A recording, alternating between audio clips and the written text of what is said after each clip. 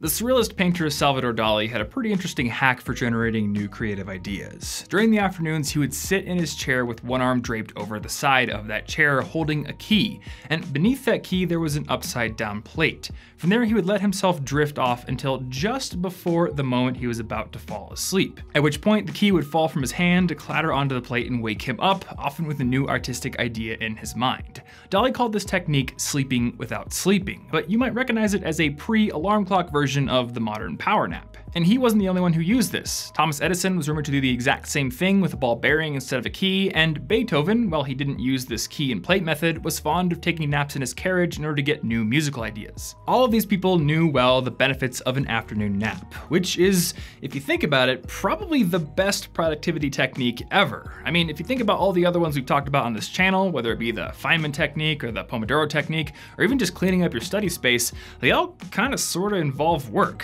which makes them a hassle.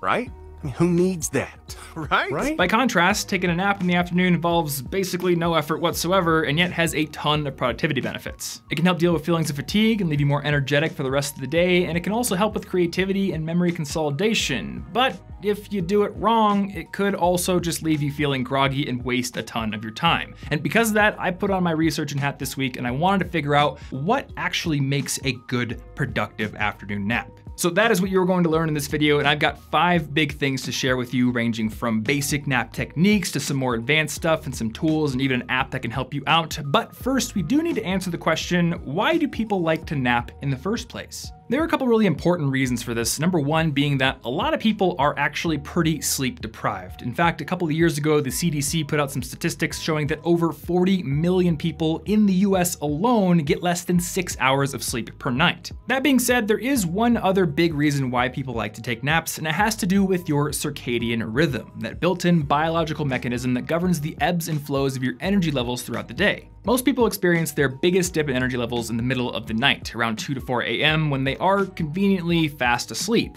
But there is another pretty big dip in energy levels in the afternoon, around the hours of 1 to 3 p.m. Now, the degree to which your energy actually drops in the afternoon is definitely going to vary, both from person to person and based on a ton of different factors, including the quality and amount of sleep you actually got at night. But the fact still remains that an afternoon nap is a great way to deal with that dip in energy when it happens. So that brings us to our big question. How do you take a proper afternoon nap? One that leaves you feeling revitalized and productive afterwards instead of like a truck hit you basically, which is what I've always experienced.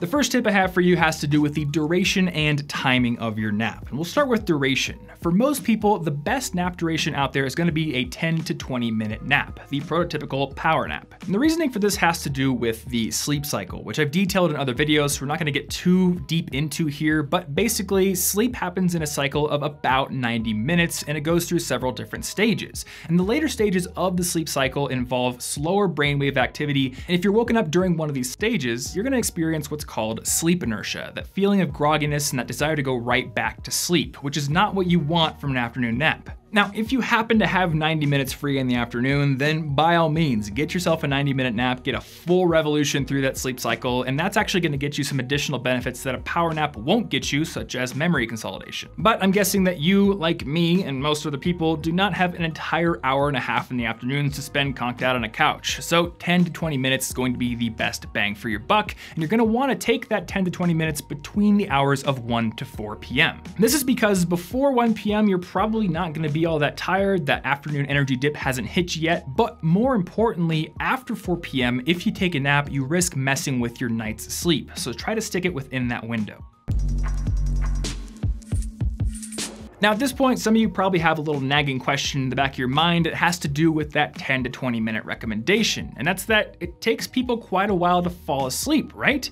And you're correct. The average person takes around 14 minutes to fall asleep at night, and some people definitely take longer. So given that, wouldn't a 10 to 20 minute power nap be basically useless if you're not gonna fall asleep until 15 minutes into it? That was my suspicion as well, but then I came across an article on Lifehacker called How I Mastered the Power Nap, written by a guy named Daniel Tenner. And through his experience, he realized that he could gain a lot of benefits from napping even if he didn't fall asleep. The act of simply laying down and closing your eyes for a while and just relaxing can help with those feelings of fatigue and make you more productive. And what's more, he notes that getting rid of that expectation to fall asleep can actually help you eventually learn to fall asleep more easily. And he notes that napping is a skill. So when you start out, you may not be able to fall asleep or get into that relaxed state, but after a while, you're gonna find it easier and easier to do. All right, my third tip for you here has to do with your environment. And it's gonna come as a surprise to basically nobody watching this that the best environment for taking a nap is pretty much the best environment for going to sleep as well, someplace that's dark and quiet. But the problem is, unless you work from home, you probably don't have access to a perpetually dark and quiet place. And that's why keeping a couple of simple tools in your bag can help you out a lot. For starters, you can pick up a $5 eye mask at Target or Walmart, and that can help make basically any place dark. And as a bonus, it will definitely come in handy if you ever find yourself on a red-eye flight, which I did a couple of weeks ago. And on the noise front, earplugs are extremely cheap and really easy to use, or if you can afford it and you are able to sleep on your back instead of your side, noise-canceling headphones can definitely be a good investment. Speaking of headphones, my fourth tip for you here is to try out an app called PZIZZ, or PZIZZ. I don't know how to pronounce it, but it's a pretty cool app for helping you take a nap. At its core, this is an app that generates ambient soundscapes that are great for falling asleep to. And you also have the option of having a voice guide you to sleep, kind of like a guided meditation. And there's a lot of granularity in your options with that voice. You can turn it off completely, or you can actually have it fade out after a few minutes and just transition to that music. Additionally, there's a sleep timer function, so you can tell it that you only want to nap for 20 minutes and it'll wake you up, which will help prevent you falling into those deeper stages of the sleep schedule and hitting that sleep inertia. And that brings us to our last and most advanced tip, which is to try taking a coffee nap, which involves drinking a cup of coffee or something else caffeinated and then immediately taking a 20-minute power nap. Now, you're probably thinking to yourself that this sounds stupid, right? Because caffeine is going to interfere with the quality of your sleep. But actually, caffeine takes about 20 minutes to really kick in your system. So by immediately taking a power nap right after you drink that cup of coffee, you actually gain the benefits of both a nap and a cup of coffee. I've seen several prominent internet people praising the benefits of this practice, and yes, I'm going to go with internet people because I can't think of a better term for it, but CGP Grey uses it, Tim Ferriss uses it, and studies done in both the UK and Japan have found that it is more beneficial than a nap alone or coffee alone. And to give you a little insight into how this works, essentially, as you go through the day, your brain generates a chemical called adenosine, which builds up the desire to sleep. Now, obviously, once you take a nap, your brain is going to clear out some of that adenosine by sleeping, which is going to help you feel more energized and get rid of those feelings of fatigue. And as you may have heard me talk about in other videos,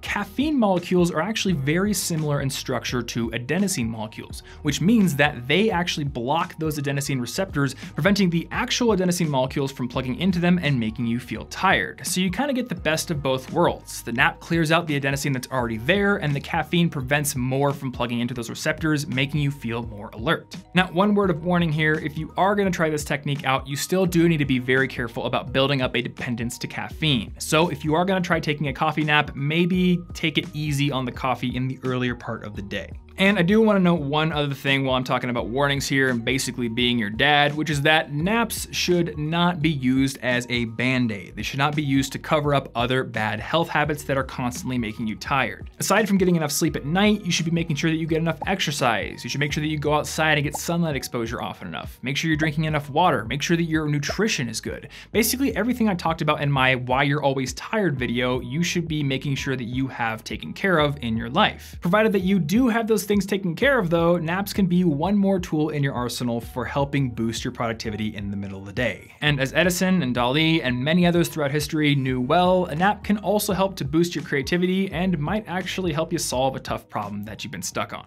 And on that note, if you're looking for tough problems to solve, problems that will improve your critical thinking skills and your analytical abilities and improve your mastery in both math and science, then you should check out Brilliant. Brilliant is a learning platform that takes an active, challenge-based approach to teaching math, science, and computer science. And throughout their courses on astronomy, on gravitational physics, calculus, computer algorithms, computer memory, and many, many more, you're gonna find yourself immediately thrown into challenging problems that, number one, build your interest in the subject immediately, which often doesn't happen in courses that start more passively, and which build your expertise much more efficiently. Additionally, when you find yourself stuck on a challenging problem in one of their courses, you're also gonna find an extremely detailed wiki with tons of example problems in detail that can help to flesh out your understanding, and an active community of thousands of other learners. So if you wanna start improving your problem-solving abilities, I highly recommend giving Brilliant a try. You can go over to brilliant.org/ThomasFrank to start learning for free today, and the first 83 people who click on that link in the description down below will also get 20% off of their annual subscription. Huge thanks to Brilliant for sponsoring this video and being a continued supporter of this channel, and as always guys, thank you so much for watching. Also, it has come to my attention that a lot of you do not know that I have a podcast,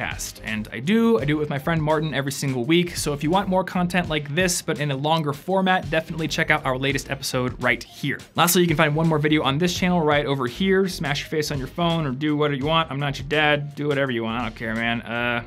Yeah, video's over. I'm gonna go take a nap.